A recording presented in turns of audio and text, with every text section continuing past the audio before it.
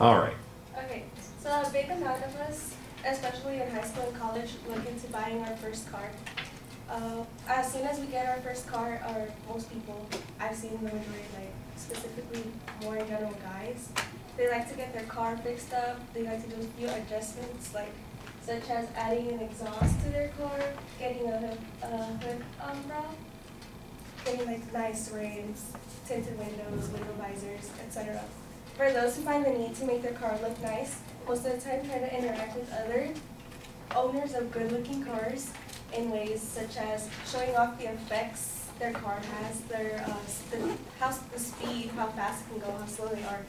And today I want to give pointers on why some people decide to street race, what can happen if someone decides to street race, and who is affected for someone who decides to street race for fun or just to look cool. So there are many reasons on why one decides to street race. It can be because you just want to look cool, you want to get a girl's attention or whatever by making those loud noises that comes out from the car, the exhaust, which is not, it's not that, it doesn't really attract us people because it kind of scares you in some way when it goes off really loud, like in the parking lot, for example, like when the cars go like, they zoom really fast and like all the alarms go off. Like sometimes I'm just sitting in my car trying to nap and it goes off and it wakes me up. Also, why people might street race is because of peer pressure with their friends. You might be driving, since you're designated driver. You might be driving your passenger who's with you. They might see a nice car. Oh, look, it's a cool car. It's a race car. It's this car. Oh, try it. Step on it, race him or whatever. And so it might be because of peer pressure. Also, one that is like most common is because you get too lit. So you go to parties, you do drugs, you drink or whatever, and like you act without thinking, so you don't even know. So that can be another reason why. So whatever reason it may be that one decides to race, a lot can happen in consequence. According to the NHTSA, National Highway Traffic Safety Administration, motor vehicle accidents are the leading death of people between the ages of 16 and 20. In consequence of racing, you can get into car accidents, you can get injured, you can get trauma, or like a lot can happen. So, and for this I have an example. This happened in Anaheim. This actually happened to a friend of mine.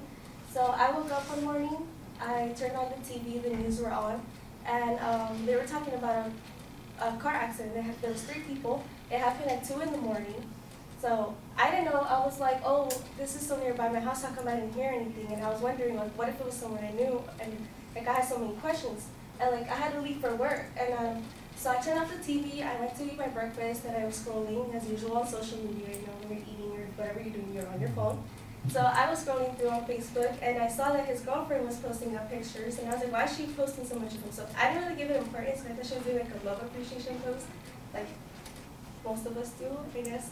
And so she was posting and posting, and then I saw a rest in peace or whatever, and I was like, oh my god, I know this guy. So I messaged her and I was like, oh, what happened to him? She was like, oh, he got in a car accident last night. I was like, don't tell me it's the one that came on the news or whatever. She's like, yeah, that was him. So I was shocked because he came from Mexico to work here to help his parents out because he's the youngest, and he didn't really know English, and he had barely got in his car. He had an Infiniti, and so like to hear that he passed away because of this was like really shocking. So I asked his brother, his older brother, what happened. He didn't want to talk about it. He wasn't crying and everything. So I asked his wife, and she told us that they were coming home from a work party. It was like around the Christmas days. Like I don't know, mostly the Hispanics do it. It's called like a posada.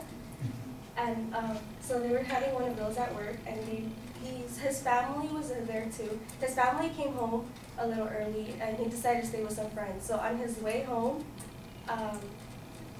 that's when it all occurred. So like it was like 2 in the morning, and like he had been drinking, and I don't know, who knows, maybe the friends were engaging him into doing so. So we don't really know.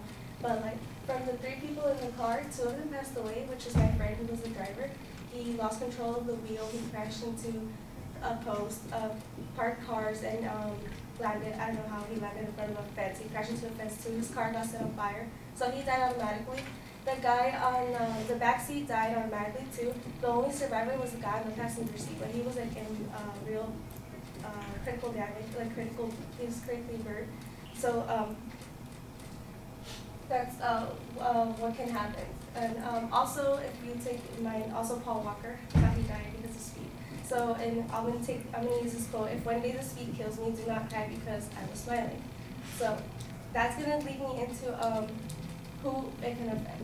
Well, obviously, it can affect everyone. It can affect someone who's like, for example, it can affect other cars because you crash into other cars that aren't even involved, or you could even like might get in an accident with cars that you're actually racing with.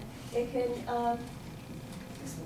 This one is the home that he crashed into, so it can also involve houses. Like you think you're on the street or whatever, and you just go into you end up on someone's lawn or whatever. You just crash into someone's home, and actually the owners of that home are them. So they're like innocent people who weren't even involved, who weren't aware, and like because of his actions, he ruined their front yard.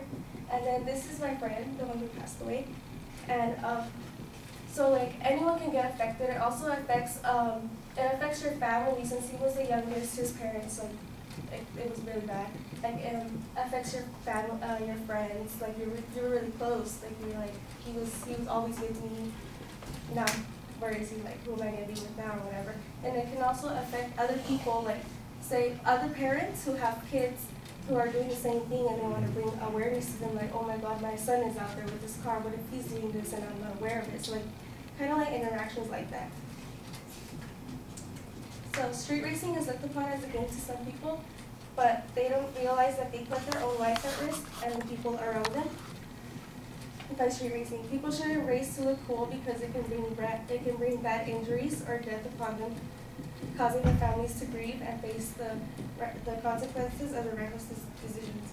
To those who like to street race with their nice-looking cars, I'm going to leave you with this quote by Gandhi: "There is more to life than increasing speed."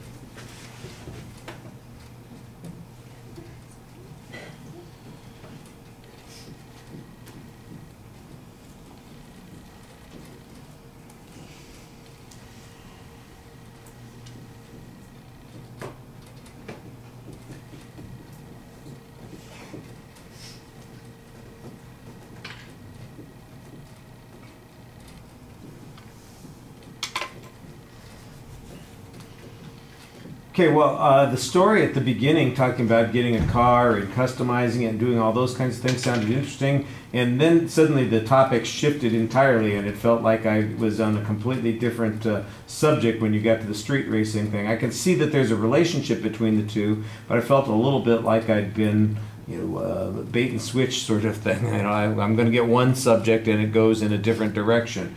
There probably is maybe a more effective attention device that you could use that would be consistent with the theme that you've got in the speech. When you talk about the street racing issue, though, it's pretty clear that you've set that up. There's a preview, a bit of a preview.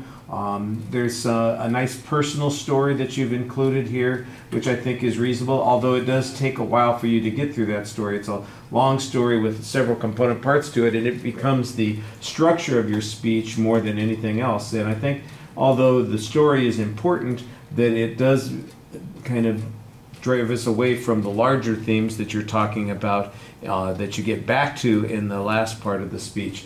So you want to make it work for you a little bit more. One way to do that might be to break up the story. Instead of presenting it as a single example, present it as kind of a serial example where there are bits and pieces of the story that come up as you're talking about the various things that you're discussing.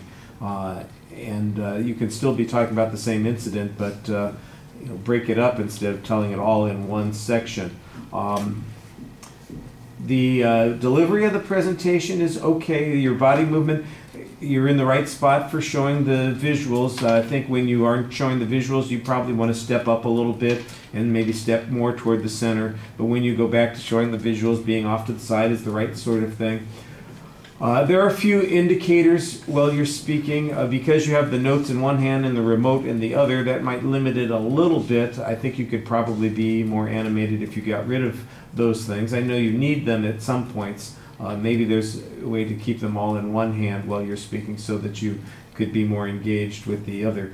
The facial expressions, you're very animated, but sometimes it looked like you were, it's a little bit inconsistent. It might be some of it is anxiety, some of it's enthusiasm, anxiousness, but you're smiling a lot, and I'm going, in the one section, I'm going, this doesn't feel like a story that you ought to be smiling through. It's a little, and I know that you're reflecting back on it, and sometimes it's a bit of incredulousness on yourself, but you got to think about, this is the first time we're hearing that story, and when you're telling the story and you're smiling that way, it probably feels a little disconcerting.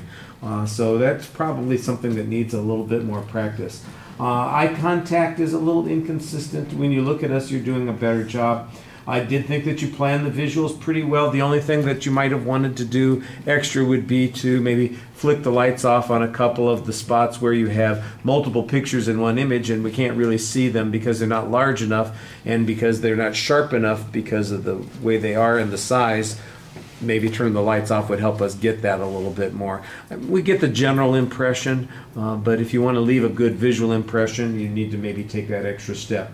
On the paralinguistic issues, you project adequately most of the time, but sometimes I think you get a little quiet when you're moving from one transition to another, and you have a tendency to drop your voice, so you want to be careful about that. And then there was one section where your voice sort of ran together and all the words are kind of running on top of one another, and you need to pace yourself so that it doesn't sound like you're rushing and that what you're saying is a little bit more distinct.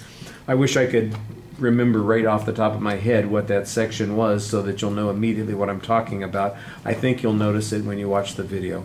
All right. Thank you. All right.